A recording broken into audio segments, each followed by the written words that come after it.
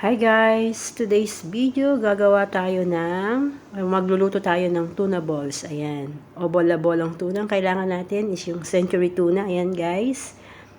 At na-mince ko na rin yung onion, grated carrot, minced garlic. Ayan, naka-ready na yung mga sangkap guys. Ayan. Nag-chop din ako ng spring onion. Ayan, sasalain natin yung century tuna natin or ang ating tuna.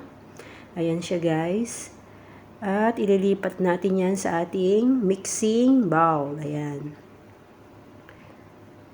Ayan siya guys. Imamash lang natin yung konti ang ating tuna. Ayan. At ilalagay na rin natin ang ating grated carrot. Ayan guys. At ang ating minced onion. Ayan. Ilagay na rin natin ang ating minced garlic. Ayan siya guys. Next is yung ating spring onion. Ayan.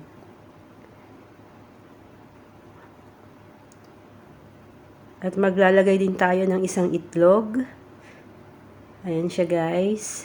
Ang ating isang itlog. I-mix natin dyan. Ayan na. Maglalagay din tayo ng paminta.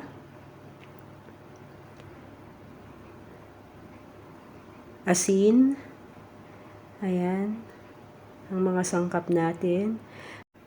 Ayan guys. Halu-haluin lang natin ang ating mixture hanggang sa makuha natin yung consistency ng ating mixture. Ayan siya guys.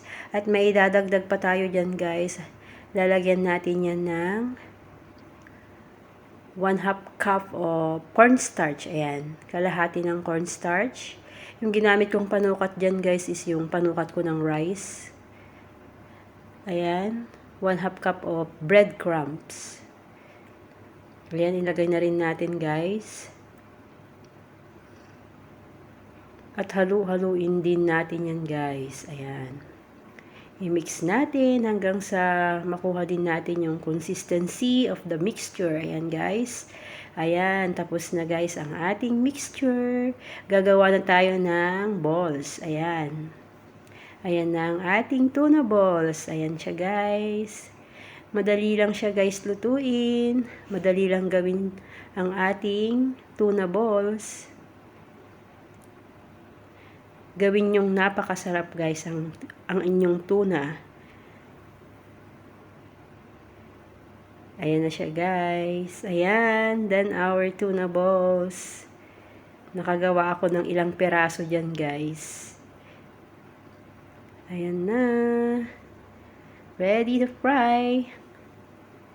Ayan na lahat ang ating tuna balls or bola-bolang tuna. Ayan. Napakasarap guys. I-try nyo na. Ayan na guys. Ready to fry ang ating mga tuna balls. Yummy, yummy. Masarap na ulam. Ayan na, magpa-fry na tayo guys. Painitin muna natin yung mantika bago nyo ilagay yung balls. Ayan na siya guys. Pag yan nag-golden brown na, okay na ang ating tuna balls. Ayan guys. Ayan. Brown na ang ating tuna balls. Yummy yummy. Ayan na, luto na ang ibang tuna balls natin guys.